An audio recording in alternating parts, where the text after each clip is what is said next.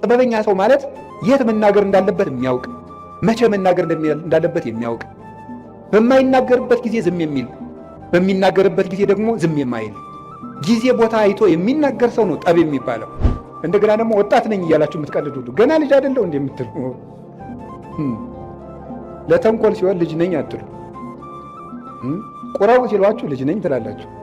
ለእግዚአብሔር እንዴት ጊዜ ታጣላችሁ? እኔ እኮ ይገርመኛል።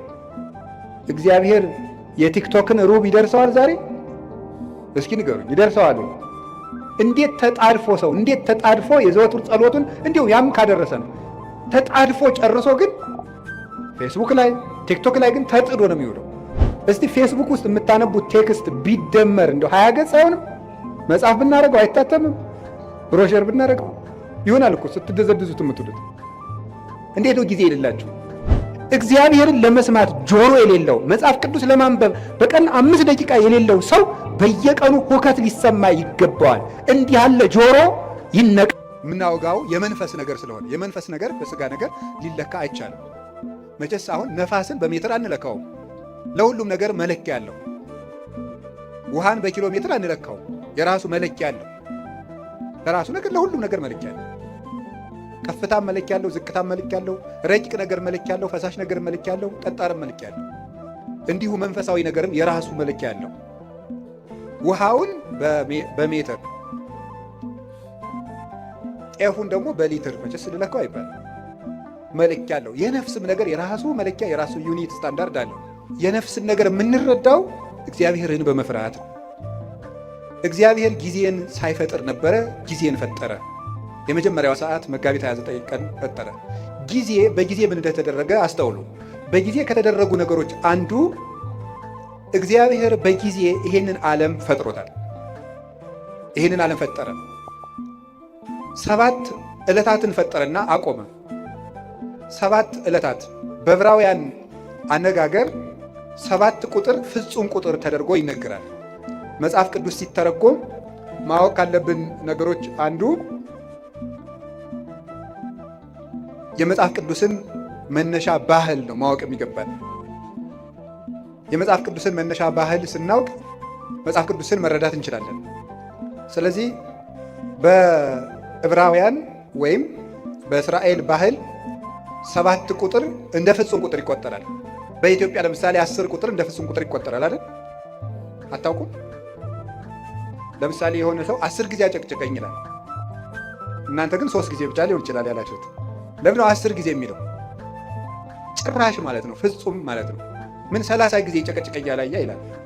እስመ ሁልቆ ሳብዕ በኀበ ዕብራውያን ፍጹም ውእቱ፣ በዕብራውያን በእስራኤል 7 ቁጥር ፍጹም ነው ይላል እግዚአብሔር። ስለዚህ ምን አደረገ? 7 ዕለታት ብቻ ፈጠረ። ለምንድን ነው እግዚአብሔር 7 ዕለት ብቻ የፈጠረው ስትሉ 7ቱ ቀኖች ፍጹም ናቸው ለማለት ነው። 7 ብቻ። ለምን 8 ቀን አይፈጥርም እግዚአብሔር? ወይስ ዝቅ ብሎ 6 ቀን ቢያደርገው ምን አለ? የዓመቱን መለኪያ 7 ቀን ያደረገው ለምን ይመስላችኋል? 7ቱም ዕለታት ፍጹም ናቸው ይላል። እንዲያውም ልንገራቸው፣ የዚህ ዓለም ዋና ምሰሶዎች 7 ዕለታት ናቸው። በመጽሐፈ ምሳሌ ምዕራፍ 9 ከቁጥር 1 ጀምሮ እንዲህ ይላል፣ ጥበብ ሐነጸት ቤተ ወአቀመት ላቲ 7 አዕማደ። ጥበብ ቤቷን ሰራች 7 ምሰሶዎችንም አቆመች ይላል። ጥበብ ቤቷን ሰራች። ጥበብ የተባለ እግዚአብሔር ወልድ ነው። መንፈሳዊ ትርጉም አለው። የዛሬው ዓላማችን ግን እሱ አይደለም። ጥበብ ወልድ ይችን ዓለም ፈጠረች። 7 ምሰሶ አቆመች ማለት 7 ዕለታትን ፈጠረች ማለት ነው። 7ቱ ዕለታት ለምንድን ነው ምሰሶ የተባሉ ሲባል ምሰሶ ቤቱን እንደሚያጸናው በዚህ ዓለም የሚኖር ነገር ሁሉ ጸንቶ የሚኖረው በ7ቱ ዕለታት በሚሰራ ስራ ነው ማለት ነው። ምሰሶው ሲፈርስ ወይም ምሰሶ ቢነቀል ቤቱ እንደሚናድ ሁሉ የሰው ልጅ ሕይወቱ የሚናደው ወይም የሚፈርሰው በ7ቱ ቀናት በሚሰራቸው ስራዎች ናቸው። 7 ቀን የምንሰራው ስራ ወይ ሕይወታችንን ያፈርሳል ወይ ሕይወታችንን ይሰራል። ምሰሶዎቹ በትክክል የቆሙለት ቤት እንደማይፈርሰው 7ቱን ዕለታት እንዴት መጠቀም እንደሚችል የሚያውቅ ሰው የጸና ቤት ይኖረዋል። የልብ ቤት፣ የአይምሮ ቤት፣ የሥጋ ቤት፣ የነፍስ ቤት ይኖረዋል ማለት ነው። ስለዚህ ዕለታትን ከመጠቀም እንኳን እኛ እግዚአብሔር ራሱ ቀን ተጠቅሞ ነው ስራ ይሰራ። ቀንን የማይጠቀም ሰው ምንም ማድረግ አይችልም። እግዚአብሔር 6 ቀን ነው ይህን ዓለም የፈጠረው። አይገርማችሁም? በ6 ቀን ዓለምን ፈጠረ። ምን ማለቱ ይመስላችኋል? ኋላ ያን 6 ቀን ደግሞ ለእኛ ሰጠን። የሰጠኋችሁ 6 ቀን እኔ ዓለምን የፈጠርኩበት ነው። እናንተ የምትቀልዱበት እሁድ 4 ባህሪያት የተፈጠሩበት ነው።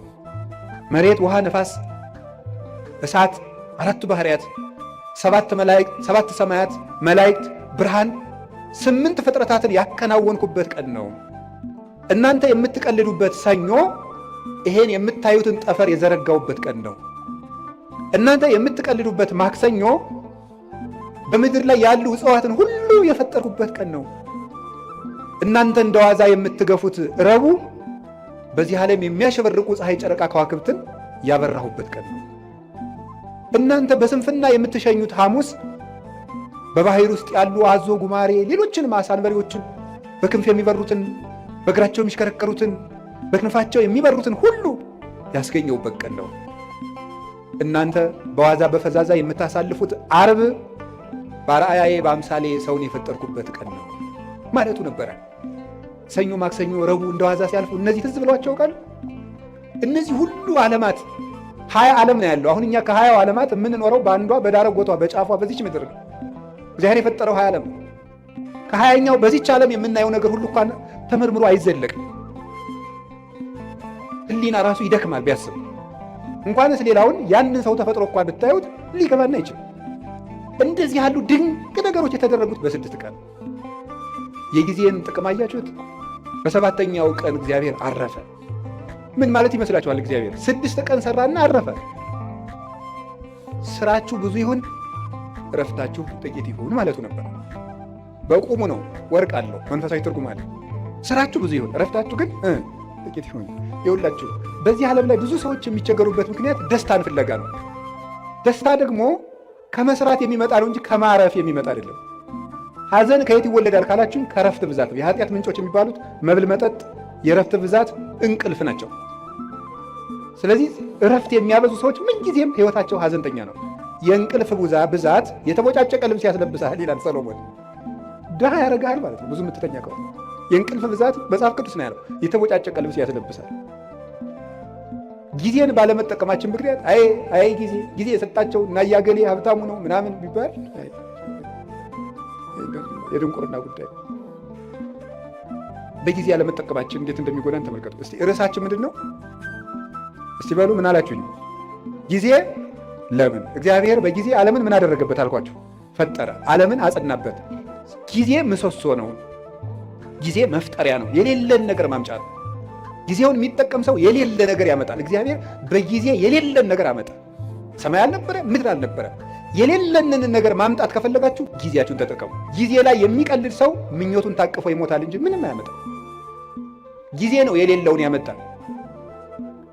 እግዚአብሔር በጊዜ ለክቶ የምሕረት ቀጠሮ ሰጠ። በኖህ ዘመን 120 ዓመት ሰጠው አለ። 100ውን ቀለዱ፣ በ20 አጠፋቸው። 20ውን ትቶ አጠፋቸው። በኖህ ዘመን የነበሩ ሰዎችን 120 ሰጣቸው። 20ው ሲቀር ንስሐ እንገባለን ሲሉ 100 ሳያልቅ ጨረሳቸው። ጊዜን ካልተጠቀምክበት ብሰጥህም አትጠቀምበት ብሎ ወሰዳቸው። ዛሬ ለምን ይመስላችኋል የምንቀሰፈው? እግዚአብሔር ጊዜ ሰጠ፣ አልተጠቀምንበትም። ስለዚህ እየቀነሰ ይወስደናል ማለት ነው። በሰጠን ጊዜ ካልተጠቀም ከእድሜያችን ቀንሶ ያነሳናል። የማያፈራለትን ዛፍ በጓሮ የሚንከባከብ ገበሬ ጅል ማን አለ? የባስ በጠፈጠፉ እየተንጠፈጠፈ ሌሎችን አዝመራዎች እንዲያጠፋቸው ነው። ይልቁን በጊዜ መቁረጥ ነው። ስለዚህ እግዚአብሔር ይቆርጣል። የማያፈራውን ፍሬ የማያፈራውን ዛፍ ከሱ ይቆርጡታል ብሎ ነግሮታል። ወይ ወዲህ ውስጥ እሳተ ገሃነም እሳት ያቃጥሉታል። ምን ፍሬ የማያፈራውን ቅርንጫፍ አነ ውእቱ ሐረገ ወይን ዘጽድቅ ወአንትሙ አይጹቂሁ ንበሩ በየ ወአነብክሙ፣ እኔ የወይን ሐረግ ነኝ እናንተ ደግሞ ቅርንጫፎች ናችሁ። በእኔ ኑሩ እኔም በእናንተ እኖራለሁ። ፍሬ አፍሩ፣ ካላፈራችሁ ትቆርጣላችሁ አለ። እግዚአብሔር በጊዜ ምሕረት ሰጠ። በጊዜ ያልተጠቀሙትን ደግሞ አጠፋቸው። እግዚአብሔር ለመወለድ 5500 ዘመን ቀጠረ። 5500 ዘመን ሲፈጸም ተወለደበት። ዋመ በጽሐ ጊዜሁ ፈኖ እግዚአብሔር ወልዶ ዋሂደ ወተወልደ እምብእሲት። የዘመን ፍጻሜ በደረሰ ጊዜ እግዚአብሔር ተቀዳሚ ተከታይ የሌለ ልጁን ውረድ ተወለድ ሙተ ሰቅል ብሎ ለኩነተ ሥጋ ወደዚህ ዓለም ላከው። ንዕድ ክብርት ከምትሆን ከመቤታችንም ተወለደ ይላል። ጊዜው በደረሰ ጊዜ በጊዜ ምስጢሩን ገለጠ። በደብረ ታቦር እንኳን ብርሃን ከገለጠላቸው በኋላ እንዳትናገሩ እስከ ዓመ ይትፌጸም በጊዜሁ፣ ጊዜው እስኪደርስ ድረስ በትንሣኤ ልቡናችሁ ቀንቶላችሁ ምስጢር ተከናውኖላችሁ በሀብተ መንፈስ ቅዱስ ተሰርታችሁ እስክትናገሩት ድረስ ቆዩ አላቸው። በጊዜ የሚነገር አለ፣ በጊዜ የማይነገር አለ። ወቤ ብዙ ነገር ዛነ ነግረክሙ የምነግራችሁ ብዙ ነገር ነበረኝ። ወባይቱ የትክሉ ይእዜ ጸዊሮቶ ነገር ግን ዛሬ ልትሸከሙት አትችሉም፣ በጊዜው ነግራችኋለሁ አለ። በጊዜ የሚነገር አለ። በነገራችሁ ላይ ጥበበኛ ሰው ማለት የት መናገር እንዳለበት የሚያውቅ፣ መቼ መናገር እንዳለበት የሚያውቅ፣ በማይናገርበት ጊዜ ዝም የሚል፣ በሚናገርበት ጊዜ ደግሞ ዝም የማይል፣ ጊዜ ቦታ አይቶ የሚናገር ሰው ነው ጠብ የሚባለው። ሁሉም በጊዜው የሚናገር። ጌታችን ኢየሱስ ክርስቶስ በጊዜው ተሰቀለ፣ በጊዜው ተያዘ፣ በጊዜው ሞተ፣ በጊዜው ተነሳ፣ በጊዜው አረገ፣ በጊዜው ሀብተ መንፈስ ቅዱስን ላከላቸው 10 ቀን ጠብቆ። ያለ ጊዜ ጸጋም አይሰጥም። እንዲያሁን ልጁን እንዲያው ልጅ የሌላቸውን እናት አባት 9 ወር ከ9 ወር አስቀድሞ እንዲያው በ3 ወሩ ከብት ጠባቂ ስለሌለን ልጁ ቶሎ እንዲደርስ ይወለድ ቢሉ ይወለድ አይወለድም። በጊዜው ነው የሚወለደው። ለመውለድም ጊዜ አለ። ጸጋም በጊዜው ነው የሚሰጠው። ጥያቄም በጊዜው ነው የሚመለሰው። ጊዜ አለው። አሁን ፈልጌ ያለው ቢባል አይሆንም፣ በጊዜው ይሆናል። መቆየት ያለብንን መቆየት። እግዚአብሔር በጊዜው ሁሉን ሰራ። እንግዲህ ደግሞ በጊዜው ይመጣል። ያ ጊዜ መቼ እንደሆነ ደግሞ አታውቁም ብሎናል። ትግሁ እንከ እስመ የተአምሩ ጊዜ ይመጽእ እግዚእክሙ ጌታቸው የሚመጣበትን ጊዜ አታውቁምና ተግታችሁ ጠብቁ። ሶበሰ አይመረ ባለቤት ጊዜ ይመጽእ ሰራቂ እምተጋ ዋህለወ ባለቤት ሌባ የሚመጣበትን ጊዜ ቢያውቅ ኑሮ በዚያች ሰዓት ይተጋ ነበር። ግን ሌባው መቼ እንደሚመጣ ስለማያውቅ ሌሊቱን ሙሉ መትጋት አለበት። እናንተም ጌታችሁ የሚመጣበትን ሰዓት ብታውቁት በዚያች ሰዓት ብቻ ትተጉ ነበር። ግን ጌታችሁ በ10 ዓመታችሁ ይምጣ፣ በ20 ዓመታችሁ፣ በ30 ዓመታችሁ ይምጣ፣ በ50 ዓመታችሁ፣ ስትጀምሩ ይምጣ፣ ስትጨርሱ አታውቁትም። ስታገቡ ይምጣ፣ ስትሸመግሉ ይምጣ፣ ሳታገቡ ይምጣ፣ ስታገቡ ይምጣ፣ አታውቁትም። በድህነታችሁ ጊዜ ይምጣ፣ በሀብታችሁ ጊዜ ይምጣ፣ ስትሾሙ ይምጣ፣ ስትሻሩ ይምጣ፣ የምታውቁት ነገር የለም።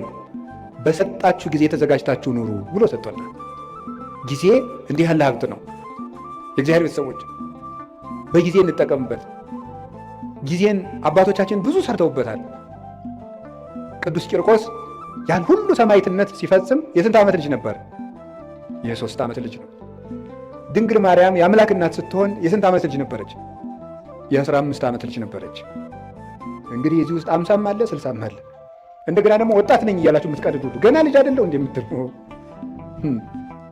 ለተንኮል ሲሆን ልጅ ነኝ አትሉ። ቁራው ሲሏችሁ ልጅ ነኝ ትላላችሁ። ኃጢአት ሲሆን ልጅ ነኝ አትሉ ትላላችሁ። ኧረ ይሄ ልጅ ነኝ ገና ቆይ ይሄን አትስጡኝ ትላላችሁ አትሉ። ግጥም አድርጎ ለመብላት ልጅ ነኝ የሚላል አለ እንዴ? አይጣል አደረሳል። አሁን ማለት ተገኝቶ ነው። እንዲሁም ትንንሽ ነው ብዙ የሚበላ። ለማመንዘር ልጅ ነኝ የሚላለ የለም። ትንሹም ትልቁም ለጽድቅ ሲሆን ልጅ ነኝ አትበል ብሏል። ሕፃን ነኝ ይተበል እስመ ንዑስ አነ እኔ ልጅ ነኝ አትበል ብሏል። ትንቢተ ኤርምያስ ምዕራፍ 1 ቁጥር 8 ላይ ለበጎ ነገር ልጅ ነኝ አትበል። ስለዚህ የእግዚአብሔር ቤተሰቦች ቅዱስ ጊዮርጊስ 4 ጊዜ ሞቶ ሲነሳ ያ ሁሉ ሰማዕትነት ሲፈጽም ጠቅላላ ዕድሜው 27 ዓመት። በጊዜ አባቶቻችን ተጠቀሙበት። በቀኝ የተሰቀለው ወንበዴ መንግሥተ ሰማያትን የወረሳት በ3 ሰዓት ዝግጅት ነው። ለተጠቀመበት ሰው 3 ሰዓት መንግሥተ ሰማያትን ያስገኛል። አብሮ የቆመው ሰው ደግሞ በዚያው ሲኦልን አግኝቷል። እድሜ ዘመኑ አንድ ቀን የሰማ ሰው ዘኬዎስ ተመልሶ ጊዜውን ተጠቅሞ መንግሥተ ሰማያት ገብቷል። 3 ዓመት አብሮ የቆየው ይሁዳ ጊዜውን መቀለጃ ስላደረገው ከክርስቶስ መንግሥት ውጭ ሆኗል። በጊዜ የሚቀልል ሰው ይሁዳ ጊዜውን እንደ ድል መጠቀም ሲገባው መተናኮያ ያደረገው ምን አደረገ መስላችሁ? ክርስቶስን እኔ እሸጠዋለሁ አለ። እሸጥና እሱ እንደለመደ በታምራቱ ያመልጣል። ከዚያ በኋላ ደግሞ እኔ መመልሼ ገንዘቤን በልቼ መምህር የልዬ ከእሱ ጋር ታልቄ እቀጥላለሁ አለ። ጊዜው ግን መሽቶ ነበር። ክርስቶስ ተያዘ። ደርሷላ። ሲሰርቅ የነበረበት ጊዜ አለቀ። በቃ አለ። እግዚአብሔር መቅረዚቱን አጠፋት። ከዚያስ ምን አደረገ ደግሞ? ጌታ ከማረጉ በፊት ከመሞቱ በፊት እኔ ተቀድሜ ሙቼ ሲኦል ቆየዋለሁ፣ ነፍሳትን ሲያወጣ ያወጣኛል አለ። አይ ይሁዳ አልፏል። እሱ ምን አደረገ ጌታ? የለም ይሁዳ ዛሬም አትሞትም ብሎ ግንባሩ ተፈጥፍጦ ቆይ፣ ሆዱ ተዘርግፎ ቆየ። ከዛ ምን አደረገ? ጌታ ሲያረግ አንተ ያሰቀልከው ሰው እኮ አረገ አሉት። እኔን ሳያወጣኝ ብሎ ደንግጦ እወጣለሁ ሲል ከመቃኑ ላይ ከደጃፍ ወይም ከበሩ ላይ ግንባሩ ተፈጥፍጦ ሞተ ይላል። ምን አድርጎ ስትሉኝ በጊዜ ቀልዶ የእግዚአብሔር የምሕረት ጊዜው አብቅቶ በቃይ ብሎ እግዚአብሔር ታገሰው። 3 ዓመት ቻለው። አብሮት እየዋለ ሙዳየ ምጽዋቱን እየሰረቀ ማይምረ በዋት ክርስቶስ አብሮት እያለ እየሰረቀ የሚያውቀውን ጌታ እንዳላዋቂ መጥቶ አብሮት በሀከረቢ መምህር ደህና ዋልክ እያለ የልቡን በልቡ እያደረገ 3 ዓመት ቻለው። በቃኝ አለ እግዚአብሔር። ቸርነትን ላልተጠቀመበት መዓት ይታዘዝለታል። እግዚአብሔር ጊዜ የሚሰጠው ለቸርነት ነው። የተአምርኑ ከመሳይሉ ለእግዚአብሔር ኪያከ ያገርህ ሀበ ንስሐ ንስሐ እንዲመራህ አታውቅምን ይላል ቅዱስ ጳውሎስ ሮሜ ምዕራፍ 2 ላይ ሲናገር። የእግዚአብሔር ቸርነት እኮ የምሕረት ዕድል ነው፣ መጥፊያ አልነበረም። ሲራክም ይተወስክ ኃጢአተ በዲበ ኃጢአት እንዘ ትብል መሐሪ ውእቱ እግዚአብሔር። እግዚአብሔር ይቅር ባይ ነው፣ እግዚአብሔር ቸር ነው፣ እግዚአብሔር መሐሪ ነው እያልክ በኃጢአት ላይ ኃጢአትን አትጨምር ይላል እና ጊዜ ብዙ ነገር ተሰርቶበታል። ርዕሳችን ምንድን ነው? ንገሩኝ እንጂ ጊዜ ለምን? እሺ 1 2 3 ነጥቦችን ልናገርና ብፁዕ አባታችን እንዲያስተምሩን ብለቅ ይሻላል። ጊዜ ለምን በሉ እስቲ። እንግዲህ እግዚአብሔር በጊዜ ፈጠረ። እስቲ በጊዜ ፈጠረ በሉ። በጊዜ መጣ፣ በጊዜ ሞተ፣ በጊዜ ተነሳ፣ በጊዜ አረገ፣ በጊዜ መንፈስ ቅዱስን ላከ፣ በጊዜ ይመጣል በሉ። በጊዜ ምን ይላል? ይመጣል። ጊዜ እግዚአብሔር ይህን ሁሉ ሰርቶበታል። አሁን እኛ በጊዜ ምን እናድርግ ነው ርዕሳችን። እስኪ ጊዜ ለምን በሉ። እሺ የመጀመሪያው ጊዜ ለእግዚአብሔር በሉ። ሁላችሁም በሉ እስኪ ድገሙ። አሁን ከዛሬ በኋላ ይሄ እኮ መመሪያ ነው። እንግዲህ የኑሮ መመሪያ እየነገርኳቸው ነው። የመጀመሪያ መርሃችን እዚህ ውስጥ የተሰበሰብነው ጊዜ ለማን መመሪያችን ነው። ከዛሬ ጀምሮ ጊዜ ለማን? አንድ ድገሙ። ጊዜ ለእግዚአብሔር፣ ከእግዚአብሔር ጋር መኖር ነው። ጊዜ የተሰጠው እግዚአብሔርን ልናመልክበት ነው። ስብሐ ለዕለተ ይሴብሐከ ቅዱስ ዳዊት በቀን 7 ጊዜ አመሰግንሃለሁ ይላል። ጠዋት 12 ሰዓት እንደተማራችሁት ካሁን በፊት ብርሃን ሌሊቱን አሳልፈህ ብርሃን የሰጠህን ጌታ ብለን በብርሃን የፈጠርክን ጌታ ብለን ለእኔ ስትል ማለዳ ከሐና ከቀያፋ ፊት በ12 ሰዓት ተከሰስክልኝ ብለን 3 ሰዓት እንጸልያለን። ሔዋን የተፈጠረችበት ቅድስት ድንግል ማርያም ብስራተ መላእክት የተሰማችበት ለሁሉ ፍትህ የሚሰጥ ጌታ በ3 ሰዓት ከጲላጦስ ፊት ተከሶ የቀረበበት 3 ሰዓት 6 ሰዓት አዳም የተሳሳተበት የሰው ልጅ አይምሮ የሚደክምበት ገና ሲጫወት የቆየው ሰውዬ 6 ሰዓት ላይ ማዛጋት ይጀምራል። 6 ሰዓት አጋንንት የሚሰለጥኑበት ሰው የሚደክምበት ጊዜ ነው። አዳምም የሳተበት ጊዜ ነው። 6 ሰዓት ደግሞ እግዚአ ሁሉ ክርስቶስ የተሰቀለበት ሰዓት ነው። በዚያ ሰዓት አንዲት አቡነ ዘበሰማያት እንኳን መድገም 9 ሰዓት ጸሎት የሚያደርግበት መስዋዕት የሚያደርግበት ጌታ ነፍሱን ከስጋው የለየበት ለእኔም ጥሩ አሟሟት ስጠኝ ለማለት ለእኛ ሲል መራራ ሐሞት የጠጣበት ጎኑን ተወግቶ ማየገቦ ያፈሰሰበት 11 ሰዓት የተቀበረበት ነፍሳትን ከሲኦል ያወጣበት ሰዓት እግዚአብሔር አዳምን ፍለጋ የመጣበት እግዚአብሔር በ11 ሰዓት ነው አዳም ወዴት ነህ እያለ የበለስ ቅጠል ያገለደውን መሆን አዳም ፍለጋ በገነት ዛፍ መሃል የመጣው 11 ሰዓት የቀን ፍጻሜ ነው። በዘመን ፍጻሜ መጥቻ አድንሃለሁ እያለው ነው። ስለዚህ በ11 ሰዓት ጌታ ሆይ እኔንም ፈልገኝ ብሎ መጸለይ፣ እኔም ጫካ ውስጥ ነኝ ፈልገኝ ብሎ ማታ ምሽት ሰዓት የመጣውን ግርማ ሌሊት በሰላም አሳድረኝ፣ ለእኔ ስትል በምሽት 3 ሰዓት እንደ ወንበዴ ታሰርክልኝ ብሎ ማታ መጸለይ ይገባል። ቀኑን ሁሉ ለእግዚአብሔር መስጠት። ከእግዚአብሔር ጋር ጊዜ የሌለው ሰው እግዚአብሔርም ከእሱ ጋር ጊዜ የለው።